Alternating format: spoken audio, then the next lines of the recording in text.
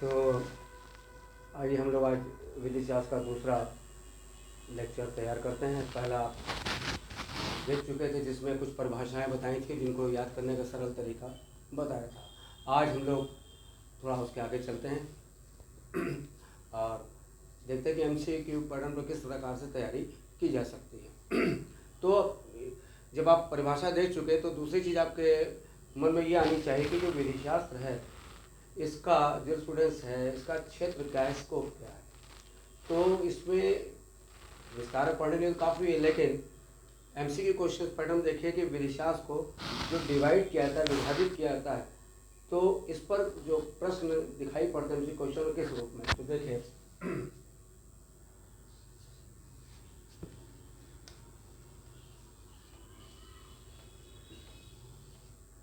तो ज्यूरिस्प्रूडेंस को जो डिवाइड किया जाएगा, विभाजित किया जाएगा, अगर दो भागों में जो लोग विभाजित करते हैं GP EC AH, इसको एक सिंपल तरीके से लिख लिया याद करने की वजह से। तो क्वेश्चन मेन बेसिक क्या रहता है कि विधि शास्त्र के बारे में पूछा जाता है कि विधि शास्त्र को विभाजित किया गया है, बांटा गया है। तो अब ये क्या चीज़ है, तो G का मतलब होता है जनरल, P से होता है पर्टिकुलर, यानी सामान्य विधि शास्त्र और विशिष्ट विधि शास्त्र। यानी विधि शास्त्र को, ज्यूरिस्प्रूडेंस को टू पार्ट में, मतलब किन टू पार्ट्स में, नंबर 1 सामान्य विधि शास्त्र के रूप में यानी जनरल ज्यूरिस्प्रूडेंस के रूप में, पर्टिकुलर यानी विशिष्ट विधि शास्त्र के रूप में कौन विभाजित करता है। तो ऑप्शन बहुत न हो सकते हैं नाम, सामन और ऑस्टिन, केल्सन, कोई भी नाम हो। तो आपको याद क्या रखना है, G और P। तो जो G और P का जो सिंबल है जो स्टूडेंट्स को डिवाइड करते हैं वो ऑस्टिन है। ऑस्टिन के द्वारा विधि शास्त्र को दो भागों में बांटा गया है, जनरल ज्यूरिस्प्रूडेंस और पर्टिकुलर। फिर इसी तरह से दो भागों में और बांटते हैं ज्यूरिस्प्रूडेंस को। यहाँ वर्ड यूज किए गए हैं E और C। E का मतलब होता है एक्सपोजिटरल, E का मतलब है एक्सपोजिटरल एंड C का मतलब है सेंसोरियल। तो एक्सपोजिटरल की हिंदी है देखिए व्याख्यात्मक, और सेंसोरियल की हिंदी है मूल्यांकनात्मक। तो एक्सपोजिटरल और सेंसोरियल। तो E और C ये आप केवल अगर वर्ड याद रखते हैं, दो भागों में कौन डिवाइड करता है, एक्सपोजिटरल और सेंसोरियल कौन डिवाइड करता है। तो आपका जवाब होगा, यहाँ देखिए A था, A से एक आगे बढ़ गए बेंथम, अल्फाबेटिकली बढ़ गए A एंड B। तो जनरल एंड पर्टिकुलर ज्यूरिस्प्रूडेंस, सामान्य और विशिष्ट विधि शास्त्र, ये दो भाग में जो डिवाइड करते हैं वो आपको सीधे सीधे दिखाई पड़ते हैं ऑस्टिन। और जो एक्सपोजिटरल और सेंसोरियल ज्यूरिस्प्रूडेंस में डिवाइड करते हैं, इन्हें व्याख्यात्मक और मूल्यांकन में वो कौन कहलाते हैं, बेंथम कहलाते हैं। तो ये याद रखने का आसान तरीका है E और C, G और P। अब देखिए ये तो केवल दो पार्ट में थे, अब केवल ओनली 3 पार्ट में जो इन्होंने बांटा है तो और भी आप देख सकते हैं वर्गीकरण, लेकिन एग्जामिनेशन के रूप में ये देखना वर्गीकरण सही होगा। A से एनालिटिकल, S से हिस्टोरिकल, E से इथिकल, विश्लेषणात्मक विधि शास्त्र, ऐतिहासिक विधि शास्त्र और नीति, एथिक्स। 3 भागों में किसने बांटा है, यानी विधि शास्त्र को 3 भागों में किसने बांटा। वो 3 भाग कौन से हैं, एनालिटिकल विश्लेषणात्मक, हिस्टोरिकल ऐतिहासिक, एथिकल नैतिक विधि शास्त्र। तो इसका जवाब होगा जैसे लिखा था ऑस्टिन, बेंथम और यहाँ आपने लिखा साल्मन।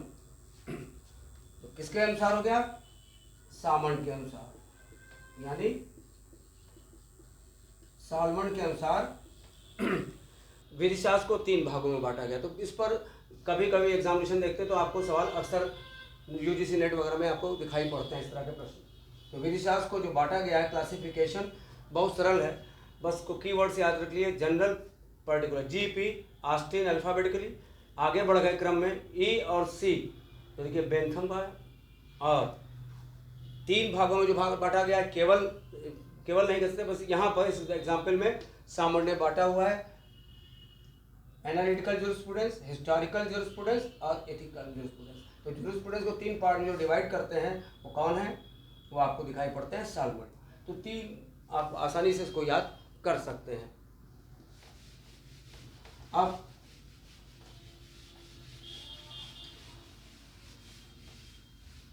कुछ और आपके आगे चलते हैं इसमें, जैसे कि नेचुरल लॉ से कुछ क्वेश्चंस एमसीक्यू में आपको देखने चाहिए।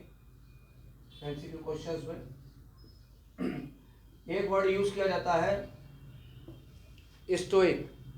स्टोइक शब्द प्रयोग किया जाता है। स्टोइक एक विचारधारा, नेचुरल लॉ में स्टोइक कहे जाते हैं एक विचार को मानने की वजह से।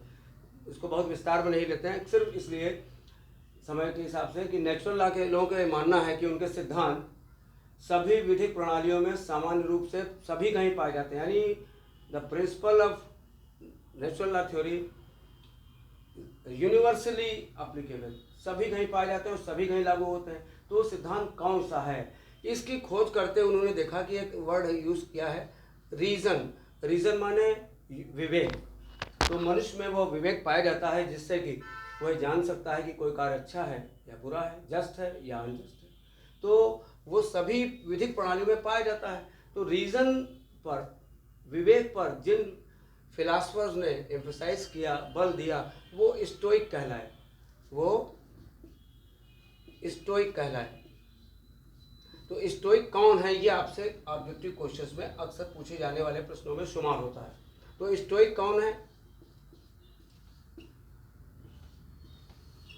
तो इसमें चूंकि हमने नेचुरल लॉ बार बार बोल रहे हैं इसलिए कि इससे फ़ायदा ये होता है कि कभी कभी मैच करने के लिए क्वेश्चन आते हैं एमसीक्यू में क्वेश्चंस में कि कौन सा फिलासफर किस स्कूल से संबंध रखता है। तो जब बार बार उसको बोलते रहते हैं कि नेचुरल लॉ से रिलेटेड ये हैं, तो उनके नाम उनके साथ याद हो जाते हैं।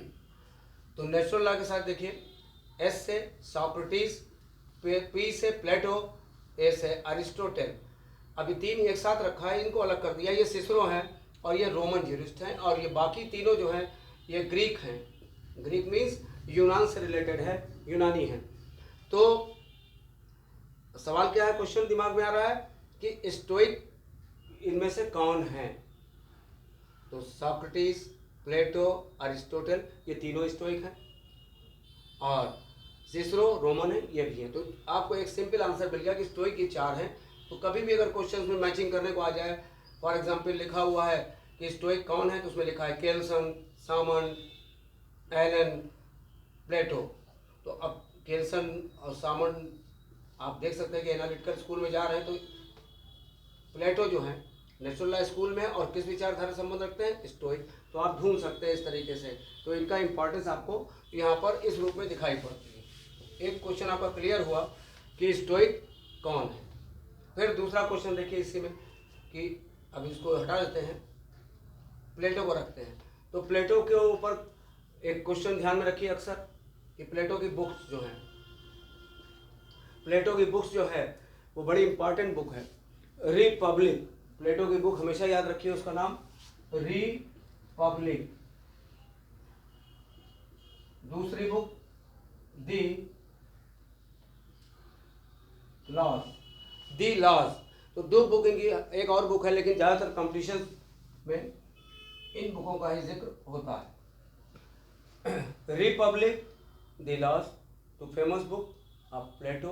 प्लेटो की 2 किताबें हैं जो बहुत प्रसिद्ध है। ये पूछी जाती है इनमें से कौन सी बुक प्लेटो ने लिखी या प्लेटो किस बुक से एसोसिएटेड है। इस तरह से क्वेश्चन दिमाग में रखना चाहिए। अब ये बहुत ही इंपॉर्टेंट है, अरिस्टोटल।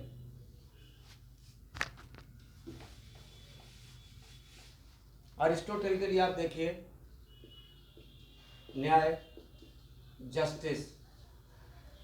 तो जस्टिस की अवधारणा, द कंसेप्ट ऑफ जस्टिस, न्याय की अवधारणा सर्वप्रथम किसके साथ जुड़ती है, तो इसका जवाब है अरिस्टोटल। अरिस्टोटल के साथ में न्याय की अवधारणा जुड़ी हुई है। ये थोड़ा सा क्वेश्चन भ्रम पैदा करता है क्योंकि जस्टिस शब्द का जो प्रयोग है और एक आपको उस रूप में दिखाई पड़ता है जब पूछा जाता है the theory of justice, the theory of justice. तो थ्योरी ऑफ जस्टिस जो वर्क है जॉन रॉल्स का है, असल में रॉल्स के साथ में थ्योरी का वर्क जो किया है जस्टिस पे किया हुआ है, लेकिन क्वेश्चन क्या डिफर करता है कि न्याय की जो संकल्पना है किसके साथ प्रारंभ हुई, इसमें थोड़ा सा भ्रम से बचना चाहिए। तो इस आंसर में कोई डाउट नहीं होना चाहिए कि न्याय की जो संकल्पना है वो सर्वप्रथम अरिस्टोटेल के साथ में शुरू हुई। फिर न्याय को, जस्टिस को उन्होंने 2 पार्ट में डिवाइड किया हुआ है, डिस्ट्रीब्यूटिव जस्टिस और रेमेडियल या क्यूरेटिव जस्टिस आप कह सकते हैं। डिस्ट्रीब्यूटिव जस्टिस यानी वितरणात्मक न्याय, रेमेडियल या क्यूरेटिव माने उपचारात्मक न्याय। तो आपको ये चीज़ दिखाई पड़ेगी। अब ये सवाल बड़ा इंपॉर्टेंट है, कभी कभी यूजीसी नेट वगैरह में अक्सर पूछा जाने वाला क्वेश्चन होता है कि वितरणात्मक न्याय या डिस्ट्रीब्यूटिव जस्टिस किसके द्वारा दिया गया है। तो निसंदेह आपका आंसर होगा कि अरिस्टोटेल ने दिया है। तो आपको यहाँ पर आसानी हो सकेगी। और कभी कभी थोड़ा सा डीप पे देखते हैं तो आर्टिकल 14 में कॉन्स्टिट्यूशन में ये प्रिंसिपल जो आप देखना चाहते हैं कि डिस्ट्रीब्यूटिव जस्टिस कहाँ दिया है, तो ये संविधान के अनुच्छेद 14 में आपको दिखाई पड़ता है। तो आप इसको अरिस्टोटेल के साथ में देख सकते हैं। और अरिस्टोटेल का एक स्टेटमेंट या एक कथन बड़ा ही इम्पॉर्टेंट है। अरिस्टोटेल ने, देखिए आपको मालूम ही हो गया कि ये स्टोइक हैं, तो ये कहते हैं क्या है, law is reason free from all passion. Law is reason, कहते हैं law is reason free from all passion. ये देखिए रीजन शब्द का प्रयोग किया है, तो रीजन शब्द हमने देखा था स्टोइक ही प्रयोग करते हैं, रीजन को एम्फसाइज करते हैं। लॉ इज रीजन, तो इनकी पहचान है स्टोइक होने की। दूसरा, law is reason free from all passion. Passion जो शब्द है, एक ही वर्ड है, इसकी हिंदी है कि विधि, सभी प्रकार के भावावेगों से मुक्त विवेक है, रीजन है। तो ये कथन आपको पूरा ना भी याद हो तो केवल अगर इंग्लिश में पढ़ते हैं तो पैशन शब्द अगर आपके दिमाग में बैठ जाता है कि पैशन शब्द किसी स्टेटमेंट कथन में आ रहा है, या हिंदी में थोड़ा सा उसके अर्थ चेंज हो जाते हैं, कभी भावावेग की जगह दूसरा शब्द प्रयोग करते हैं, लेकिन इंग्लिश में इसी शब्द का प्रयोग किया जाता है। Law is reason free from all passion, विधि सभी प्रकार के भावावेगों से मुक्त विवेक है। तो आप निश्चित रूप से जान सकते हैं, तो रीजन को एम्फसाइज कर रहे हैं तो स्टोइक ही होगा। तो आप ऑप्शन से भी ढूंढ सकते हैं कि उसमें कोई स्टोइक है कि नहीं। निश्चित रूप से ये आंसर अरिस्टोटेल के साथ जाएगा, और ये आपकी 4 चीजें अरिस्टोटेल के साथ में हो गई। अब नेचुरल लॉ में 2 लोगों का नाम और लेना चाहिए, खासकर आप एमसीक्यू क्वेश्चंस में। एक ह्यूगो ग्रोशियस। ह्यूगो ग्रोशियस पे आपको अक्सर 2 चीज़ें अक्सर पढ़ने को मिलती हैं हर कंपटीशन में। पहला, father of international law. Father of international law यानी अंतर्राष्ट्रीय विधि का जनक किसे कहा गया है, तो फिर ह्यूगो ग्रोशियस। दूसरा, फिलॉसफिकल स्कूल, एक शब्द प्रयोग कर देते हैं अक्सर लोग, जिसे कहते हैं दार्शनिक विचारधारा। तो दार्शनिक विचारधारा का प्रपाउंडर कौन है, तो भी कहा जाता है कि ह्यूगो ग्रोशियस है। तो Hugo Grotius father of international law, अंतर्राष्ट्रीय विधि के जनक हैं, and propounder of philosophical school यानी दार्शनिक विचारधारा के प्रपाउंडर भी कहे जाते हैं। तो ये 2 चीजें आप इनके बारे में ध्यानपूर्वक देखें। नेक्स्ट, अब आप एक नाम और नहीं भूल सकते हैं, रुडोल्फ स्टेमलर का। रुडोल्फ एल स्टेमलर, ये नेचुरल लॉ में ही है, सब नेचुरल लॉ से मैं भी जिक्र करता चल रहा हूँ। रुडोल्फ स्टेमलर, ये आप जब मॉडर्न एरा में आएंगे तो देखेंगे कि इनका बहुत ही योगदान है। इनका एक स्टेटमेंट अक्सर पूछा जाता है, वो स्टेटमेंट आप ध्यान रख सकते हैं कि लिखा आता है natural law with variable content. तो जो वेरिएबल कंटेंट शब्द का प्रयोग करते हैं यानी परिवर्तनीय अंतर वस्तु। ये अगर शब्द आपको कहीं दिखाई पड़ जाता है कि नेचुरल लॉ के संदर्भ में, नैसर्गिक विचारधारा के संदर्भ में, नेचुरल लॉ के संदर्भ में आपको कोई स्टेटमेंट ऐसा दिखाई पड़ता है जहां लिखा है कि natural law with variable content, बस ये वेरिएबल कंटेंट या परिवर्तनीय अंतर वस्तु, ये शब्द अगर आपको कहीं भी दिखाई पड़ता है तो इसका मतलब वो स्टेटमेंट जो है स्टैंडर्ड के द्वारा दिया गया है और कोई दूसरा नहीं है। तो कम समय में आप इसको ध्यान में रख सकते हैं। और इसके बाद दो छोटी छोटी चीज़ें और हैं नेचुरल लॉ स्कूल में जो क्वेश्चंस यूजीसी नेट वगैरह के लिए काफ़ी इम्पॉर्टेंट होते हैं। एक नेचुरल लॉ में ये जरूर पूछा जाता है क्वेश्चन अक्सर कि एक डार्क एज है, डार्क एज मतलब एक नेचुरल लॉ में एक ऐसा समय आया है जहाँ पर नेचुरल लॉ का थोड़ा प्रभाव कम हो रहा है। ऐसी कंडीशन में एक सवाल उठता है कि डार्क एज में नेचुरल लॉ को, नैसर्गिक विचारधारा को किसने नए रूप में प्रस्तुत किया, a new interpretation given by. तो क्वेश्चन ये उठता है किसने दिया नैसर्गिक विचारधारा को अंधकार युग में, डार्क एज में किसने नया अर्थान्वयन दिया, न्यू इंटरप्रिटेशन गिवन बाय। तो आपका जवाब होता है इसमें सेंट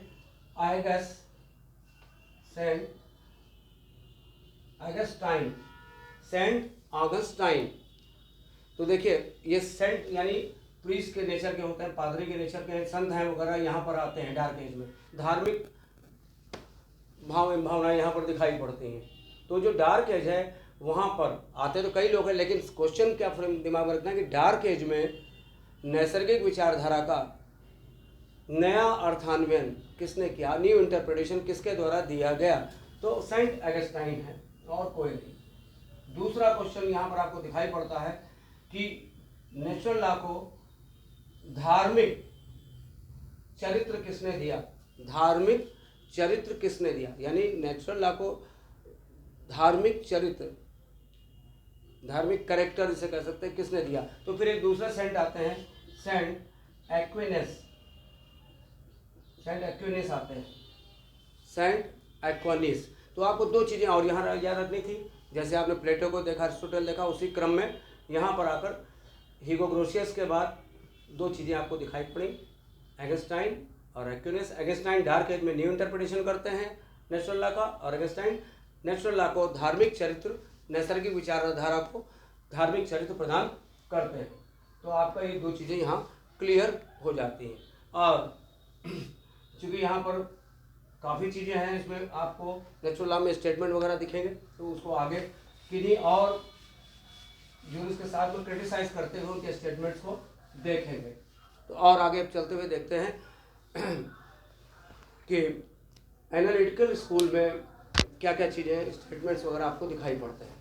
तो सबसे पहले हम ऑस्टिन के पास जाते हैं और जिनको देखते हैं, क्योंकि एनालिटिकल स्कूल में या जूरिस्प्रूडेंस में ऑस्टिन का नाम लिया जाना बड़ा ही आवश्यक है। जैसा कि एक स्टेटमेंट बहुत ही बार आप लोग पढ़ते होंगे कि ऑस्टिन का जो स्थान है जूरिस्प्रूडेंस में, विधिशास्त्र में कैसा है। तो अक्सर देखिए बहुत लोग कहते हैं कि बहुत ऊंचाई लिए हुए है, यानी ऑस्टिन को किसने कहा है कि ऑस्टिन विधिशास्त्र के क्षेत्र में ताड़ का वृक्ष है, पाम ट्री है। एक स्टेटमेंट से साथ आप शुरुआत कर सकते हैं इसको याद रखने के लिए कि ऑस्टिन जो हैं एनालिटिकल पॉजिटिविज्म में आ गए हैं, यानी विश्लेषणात्मक विचारधारा। यानी इससे पहले जो हम सॉक्रेटिस, प्लेटो वगैरह का नाम ले चुके हैं वो सब नेचुरल लॉ के थे। अब इसमें जो लोग आएंगे उनके बारे में थोड़ा विचार करते चलेंगे। तो सबसे पहले ऑस्टिन को देखा है, और ऑस्टिन के बारे में क्या इंपॉर्टेंस था कि ऑस्टिन जो है बिल्कुल पाम ट्री की तरह है। पाम ट्री माने ताड़ का वृक्ष है। किसने, एलन ने स्टेटमेंट दिया है, प्रोफेसर सीके एलन ने। हमने आपसे से पहले बताया कि उनकी बुक बड़ी इंपॉर्टेंट है, लॉ इन मेकिंग। उन्होंने बताया कि जो ऑस्टिन है विधि शास्त्र में, विधि के क्षेत्र में उनका स्थान ताड़ के वृक्ष के समान है। तो ताड़ का वृक्ष ऊंचाइयाँ तो बहुत देता है लेकिन छाँव नहीं देता है। तो ये स्टेटमेंट एलन का है कि विधि शास्त्र के क्षेत्र में जो ऑस्टिन का जो क्षेत्र है, ऑस्टिन का स्थान क्या है, वो ताड़ के वृक्ष की तरह है, पाम ट्री है। दूसरा, ऑस्टिन के बारे में और जान लीजिए कि ऑस्टिन को फादर ऑफ ज्यूरिस्प्रूडेंस भी कहा जाता है, विधिशास्त्र के जनक हैं। क्यों? रीज़न ये है कि उन्होंने इंग्लिश लॉ में इंग्लैंड में लॉ को एज ए सिलेबस इंट्रोड्यूस किया था। इसलिए प्रोफेसर स्टोन कहते हैं अपनी किताब में प्रोविंस एंड फंक्शन में कि इन्हें कंसिडर किया जाना चाहिए फादर के रूप में। तो ये फादर ऑफ ज्यूरिस्प्रूडेंस भी कहे जाते हैं। दो चीज़ें। तीसरा, ऑस्टिन ने, हम डेफिनेशन आपकी ज्यूरिस्प्रूडेंस की पहले बता चुके हैं, तो लॉ को क्या कहते हैं, तो ऑस्टिन की जो परिभाषा है लॉ की वो अक्सर याद रखनी चाहिए। Law is the command of the sovereign, ये वर्ड यूज किया जाता है। विधि संप्रभु का आदेश है। तो लॉ क्या है? कमांड है। किसका है? सॉवरेन का है। तो law is the command of the sovereign, विधि संप्रभु का आदेश है। विच ओब्लाइज अ पर्सन और persons to course of conduct, जो किन्हीं व्यक्ति अथवा व्यक्तियों के आचरण को निर्धारित करता है। तो ऑब्जेक्टिव से पकड़ना है तो केवल एक चीज, ऑस्टिन की डेफिनेशन क्या है? Command. Law is the command of the sovereign. तो इनके इसेंशियल्स क्या दिखाई पड़ते हैं परिभाषा में? तो कमांड किसका है? सॉवरेन का। नहीं मानोगे तो क्या होगा? सैंक्शन मिलेगा। ये डायरेक्टली नहीं लिखा है, लेकिन परिभाषा में जब आप देखते हैं तो अक्सर तीनों चीज़ों का जिक्र होता है। तो कमांड, सॉवरेन, सैंक्शन, तो तीन वर्ड आपने यहाँ पर यूज़ किए, कमांड, सॉवरेन, सैंक्शन। आप इनकी परिभाषा से देखिए किसने दी, ये पकड़ लिया। तो इनका मेन कीवर्ड है कमांड, सॉवरेन, सैंक्शन। जहाँ कहीं ये वर्ड यूज होते हैं वो ऑस्टिन के साथ में एसोसिएटेड हो जाते हैं। तो आपने यहाँ पर ये चीज़ बिल्कुल क्लियरली देखी कि कमांड, सॉवरेन, सैंक्शन। अब इसी पर एक स्टेटमेंट देखिए कि अगर इन तीनों को कहा जाए, जहाँ तीनों मिल जाए वो त्रिवेणी बन जाती है। त्रिवेणी, जहाँ गंगा यमुना सरस्वती मिल जाए, तो यहाँ क्या मिले? कमांड, सॉवरेन और सैंक्शन। तो प्रोफेसर H.L.A. हार्ट ने एक स्टेटमेंट दिया यहाँ पर कि ऑस्टिन की जो थ्योरी है, तो पॉजिटिव थ्योरी है, कमांड थ्योरी है, ये क्या है? त्रिवेणी है, ट्रियोलॉजी है, Confluence of command, sovereign and sanction. तो आप कभी देखिए किसी कमेंट में, स्टेटमेंट में अगर ये शब्द प्रयोग कर रहे हैं, हिंदी में बहुत आसानी से मिल जाएगा। ट्रियोलॉजी इंग्लिश में लिखते हैं, लेकिन हिंदी में आपको त्रिवेणी शब्द का प्रयोग मिल जाएगा। ऑस्टिन के संदर्भ में अगर कोई यह कहता है कि कमांड, सॉवरेन, सैंक्शन की त्रिवेणी है इनका सिद्धांत, तो प्रोफेसर H.L.A. हार्ट के द्वारा किया गया कथन है। इनका नाम भी कभी कभी एब्रिविएट किया जाता है, बड़ा पूछा जाता है। तो एस से है इनका हर्बर्ट लियोनल एडोल्फ हार्ट। पूरा नाम भी कभी कभी आता है तो याद कर लेना चाहिए, हर्बर्ट लियोनल एडोल्फ हार्ट। तो इन्होंने इसको त्रिवेणी कहा है। फिर देखिए ऑस्टिन के साथ में एक और चीज़ है जो मैंने कहा था, कमांड, सॉवरेन। तो जो सॉवरेन से, जो सॉवरेनिटी का जो प्रिंसिपल है, संप्रभुता का जो सिद्धांत है, कभी कभी एक सवाल गौर करिए कि ये पूछा जाए कि ऑस्टिन का सॉवरेन यानी संप्रभुता का सिद्धांत किससे प्रभावित था या किससे उन्होंने बारो किया था, किससे लिया था? तो आप जवाब दे सकते हैं हॉब्स। हॉब्स ने, यानी आप हॉब्स का नाम जानते ही होंगे, इनके साथ सामाजिक संविदा यानी सोशल कॉन्ट्रैक्ट की थ्योरी जुड़ी हुई है, नेचुरल लॉ स्कूल से हैं। इनसे ये पूछा जा सकता है कि जो सॉवरेनिटी, संप्रभुता का जो सिद्धांत है वो कहाँ से लिया गया है? तो ऑस्टिन इनसे इन्फ्लुएंस थे और हॉब्स से लिया गया है। ये क्वेश्चन आपको याद रहना चाहिए। यानी संप्रभुता का सिद्धांत हॉब्स के संप्रभुता के सिद्धांत से प्रभावित था। और जब चूंकि हॉब्स का नाम ले ही लिया है तो इनको याद रखा कीजिए कि इनकी बुक का नाम लेवियाथन था। ये छोटी छोटी चीज़ें हैं, जब कभी पढ़ते हैं तो उनको वहीं पे जोड़ के ध्यान रख लेना चाहिए। तो हॉब्स की बुक लेवियाथन है। तो ये चीज़ ऑस्टिन से रिलेटेड इतनी चीज़ आई। अब देखिए ऑस्टिन ने लॉ को दो तरीके से देखते हैं, law properly so called, law improperly so called. कभी कभी पूछा जाता है क्लासिफिकेशन किसने किया है, उचित रूप से कही जाने वाली विधि और अनुचित रूप से कही जाने वाली विधि। तो लॉ प्रॉपरली सो कॉल्ड और लॉ इम्प्रॉपरली सो कॉल्ड, यानी law properly so called, law improperly so called. जहाँ कौन कहेगा? दो भागों में लॉ को डिवाइड कर रहा है। कौन आपको दिखाई पड़ा? ऑस्टिन। तो ऑस्टिन से रिलेटेड ये चीज़ें काफ़ी इंपॉर्टेंट हैं। समय कम होने की वजह से इतना ही देखा जा सकता है, और भी बहुत चीज़ें आप देख सकते हैं। अब ऑस्टिन के बाद इसी में हम आगे बढ़ते चलते देखते हैं बेंथम को। और ऑस्टिन के बारे में कभी कोई देख लिया कीजिए, आजकल उनका समय काल भी पूछने लगे, कब तक वो रहे।